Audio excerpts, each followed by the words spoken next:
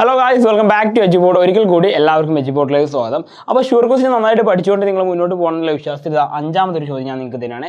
വേറെ ഇതെല്ലാം നോക്കിക്കോളൂ. ചോദ്യം ഇതാണ്: explain the properties of indifference curve. എന്ന് വെച്ചാൽ നമ്മുടെ നിസ്സംഗതാ വക്രം അല്ലേ, നിസ്സംഗതാ വക്രം എന്നാണ് എന്തിൻ്റെ പേര്? ഈ പറഞ്ഞിരിക്കുന്ന ഇൻഡിഫറൻസ് കർവിൻ്റെ പേര്. അഥവാ നിസ്സംഗതാ വക്രം എന്ന് പറഞ്ഞാൽ എന്താണ്? വളഞ്ഞൊരു കർവ് അല്ലേ. നമ്മൾ പഠിച്ചിട്ടുണ്ട് ഇൻഡിഫറൻസ് കർവ് സംഭവം എന്താണ്? ഇങ്ങനെ നമ്മൾ പഠിച്ചിട്ടുണ്ട് അല്ലേ. കൺസ്യൂമറുടെ കേസിലാകുമ്പോൾ ഇൻഡിഫറൻസ് കർവ്, എന്നാൽ പ്രൊഡ്യൂസറുടെ കേസിലാകുമ്പോൾ അതെന്താണ്? ഇൻഡിഫറൻസ് കർവ് അല്ല, അത് ഐസോകോണ്ടാണ് അല്ലേ, നമ്മൾ പഠിച്ചിട്ടുണ്ട്. അപ്പോൾ ഇൻഡിഫറൻസ് കർവും ഐസോകോണ്ടൊക്കെ ഏകദേശം ഒരേ ഷേപ്പിൽ വരുന്ന കാര്യമാണ്.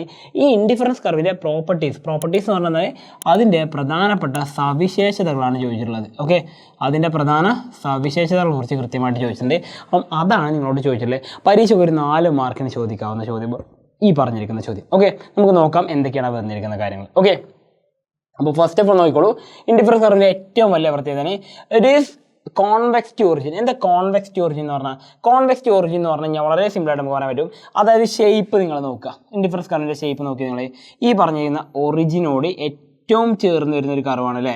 അതായത് ഇങ്ങനെ വളഞ്ഞിട്ടാണ് വരുന്നത്. നമ്മുടെ ഗുഡ് 1 ഉണ്ട്, ഗുഡ് 2 ഉണ്ട് എന്ന് പറഞ്ഞ പോലെ ഇവിടെ ഗുഡ് 1 ഉണ്ടായിരിക്കും, അതേപോലെ എന്തായിരിക്കും ഇവിടെ ഗുഡ് 2 ഉണ്ടായിരിക്കും അല്ലേ. ബാക്കിയുള്ള കർവൊക്കെ നമുക്ക് മായ്ച്ചു കളയാം, കാരണം നമുക്കിനി ബാക്കി വരക്കാൻ വേണ്ടി വരുന്നുണ്ട്. നമുക്ക് ബാക്കിയുള്ള കർവുകളൊക്കെ മായ്ച്ചു കളയാം അല്ലേ. അപ്പോൾ നമ്മൾ പറഞ്ഞു വെച്ചാൽ ഇൻഡിഫറൻസ് കർവിൻ്റെ ഏറ്റവും വലിയ പ്രത്യേകത നമ്മൾ പറഞ്ഞു വെച്ചു ഈ പറഞ്ഞ ഷേപ്പാണെന്ന് പറഞ്ഞു. കോൺവെക്സ് ഒറിജിൻ എന്ന് പറഞ്ഞാൽ ഒറിജിനോട് ചേർന്ന രീതിയിലാണ് ഇത് വരാറുള്ളത്. ഓക്കെ, ഫസ്റ്റ് പോയിന്റ് അതാണ്. ഈ പറഞ്ഞ ഉത്ഭവം മുതൽ കുത്തനെയുള്ളതാണ് നിസ്സംഗത വളവുകൾ എന്ന് പറയുന്നത്. അതായത് കോൺവെക്സ് എന്ന് പറഞ്ഞാൽ എന്താണ്? കുത്തനെ വരുന്നത് അല്ലേ. എന്തിനോടാണ്? ഒറിജിനോട് അഥവാ ഉത്ഭവത്തിലേക്ക് എന്നാണ് പറയുന്നത് കേട്ടോ. നെക്സ്റ്റ് വൺ എന്ന് പറഞ്ഞാൽ indifference curve slope downward from the left to right. എന്ന് വെച്ചാൽ എന്താണ്? ലെഫ്റ്റിൽ നിന്നും റൈറ്റിലേക്ക് പോകുന്നു. എന്താണ് ലെഫ്റ്റിൽ നിന്ന് റൈറ്റിലേക്ക് പോകുന്നു പറയാൻ കാരണം? നിങ്ങൾ നോക്കുക, ഇതിൻ്റെ സൈഡ് ലെഫ്റ്റും ഇത് റൈറ്റും ആണല്ലോ. നിങ്ങൾ നോക്കിയേ, എൻ്റെ റൈറ്റ് സൈഡ് എൻ്റെ ലെഫ്റ്റ് സൈഡ് അല്ലേ. അപ്പോൾ ഈ പറഞ്ഞ ഇൻഡിഫറൻസ് കർവ് സ്ലോപ്പ് ചെയ്യുന്നത് എവിടെയാണ്? ലെഫ്റ്റിൽ നിന്നും റൈറ്റിലേക്ക് എന്നാണ് പറഞ്ഞത്. നോക്കിയാൽ നിങ്ങൾ ലെഫ്റ്റിൽ നിന്നും റൈറ്റിലേക്ക് സ്ലോപ്പ് ചെയ്യുന്നത് ഇങ്ങനെയല്ലേ പോകുന്നത്? യെസ്, എക്സാക്ട്ലി അങ്ങനെയാണ് പോകുന്നത്. അതുകൊണ്ടാണ് പറഞ്ഞത് slope from the left to right എന്ന് പറഞ്ഞത് കേട്ടോ. ഓക്കെ, ദെൻ തേർഡ് വൺ എന്ന് പറയുന്നത് നോക്കിക്കോളൂ. Higher indifference curve shows higher level of satisfaction. എന്ന് വെച്ചാൽ എന്താണ്? Higher indifference curve shows higher level of satisfaction എന്ന് പറഞ്ഞു കഴിഞ്ഞാൽ ഓൾറെഡി ഞാൻ നിങ്ങൾക്ക് പല വട്ടമായിട്ട് പറഞ്ഞു തന്നിട്ടുണ്ട്. ജസ്റ്റ് നോക്കുക, ഇപ്പോൾ നമ്മുടെ ഇൻഡിഫറൻസ് കർവുകൾ ഞാൻ വരച്ചേക്കാണ്. നമ്മളെ കർവിൽ ഫസ്റ്റ് ഇൻഡിഫറൻസ് കർവ് നമ്പർ 1 വരച്ചു, ദെൻ ഇൻഡിഫറൻസ് കർവ് നമ്പർ 5 വരച്ചു. അതിൻ്റെ ഇടയിൽ കൂടെ വേറെ ഉണ്ട് കേട്ടോ. അതേപോലെ ഇൻഡിഫറൻസ് കർവ് നമ്പർ 9 വരച്ചു, ദെൻ ഇൻഡിഫറൻസ് കർവ് നമ്പർ 15 വരച്ചു. ഇതിൽ എൻ്റെ ചോദ്യം ഇതാണ്: ഇതിൽ ഏറ്റവും കൂടുതൽ സാറ്റിസ്ഫാക്ഷൻ എവിടെയാണ് കിട്ടുക? നമുക്ക് ഉറപ്പിച്ച് പറയാൻ പറ്റില്ലേ ഏറ്റവും കൂടുതൽ സാറ്റിസ്ഫാക്ഷൻ കിട്ടുന്ന പോയിന്റ് ഏതാണെന്ന് വെച്ച് കഴിഞ്ഞാൽ നമുക്കറിയാം ഈ പറയുന്ന ഇൻഡിഫറൻസ് കർവിൽ ഏതൊരു പോയിന്റിലും എന്തായിരിക്കും?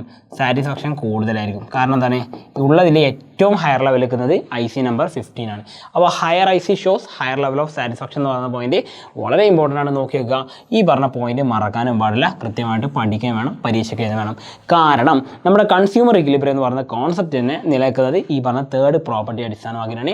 ഇനി ഫോർത്ത് വൺ എന്ന് പറയുന്നത് indifference curve never intersect with each other. എന്ന് വെച്ചാൽ ഒരിക്കലും പരസ്പരം കൂട്ടിമുട്ടില്ല. അതായത് നിങ്ങൾക്ക് ഒരിക്കലും എന്ത് ചെയ്യാൻ പറ്റില്ല, നമ്മുടെ ഇൻഡിഫറൻസ് കർവ് ഇങ്ങനെ കണ്ടുമുട്ടില്ല. ഓക്കെ, ഒരിക്കലും നമ്മുടെ ഇൻഡിഫറൻസ് കർവ് ഇങ്ങനെയൊന്നും കണക്ട് ചെയ്ത് പോവില്ല, പരസ്പരം കൂട്ടിമുട്ടില്ല എന്ന് പറഞ്ഞിട്ടുണ്ട്. കാരണം എന്താണെന്ന് ഞാൻ പറഞ്ഞുതരാം. ഈ ഇൻഡിഫറൻസ് കർവിൻ്റെ എല്ലാത്തിൻ്റെ പ്രത്യേകത ഒരുപോലുള്ള പോയിന്റ്സിനെ മാത്രം ചേർത്തിട്ട് വരയ്ക്കുന്ന പോയിന്റാണ് എന്ത്? ഇൻഡിഫറൻസ് കർവ് അല്ലേ. അതായത് ഇപ്പോൾ നമുക്കറിയാം ഒരേ സാറ്റിസ്ഫാക്ഷൻ തരുന്ന കുറച്ച് പോയിന്റ്സുകൾ ഉണ്ടെങ്കിൽ നമ്മൾ അതിനെ കൂട്ടി യോജിപ്പിച്ച് വരയ്ക്കുന്ന ലൈനാണ് എന്ത്? Indifference curve. അതായത് നമ്മൾ ഇങ്ങനെ വരയ്ക്കാറുള്ളത് അല്ലേ. ആ വരയ്ക്കുന്ന സംഭവമാണ് ഇൻഡിഫറൻസ് കർവ് എന്ന് നമുക്കറിയാം. പക്ഷേ അവിടെ ഒരിക്കലും മറ്റൊരു പോയിന്റായിട്ട് മാച്ച് ചെയ്ത് വരികയാണെങ്കിൽ എന്ത് ചെയ്യില്ല? കൂട്ടിമുട്ടില്ല എന്ന് പറഞ്ഞാൽ അങ്ങനെ മാച്ച് ചെയ്തില്ല. കാരണം എന്താണ്? ഒരുപോലുള്ള പോയിന്റ്സ് കൂട്ടിച്ചേർത്തിട്ടാണ് ഈ കർവ് തന്നെ വരക്കുന്നത്. അപ്പോൾ ഒരുപോലെയാണെങ്കിൽ മാത്രമല്ലേ കൂട്ടിമുട്ടുള്ളൂ. അപ്പോൾ ഒരുപോലുള്ളത് ആണെങ്കിൽ മാത്രമേ കൂട്ടിമുട്ടുള്ളൂ.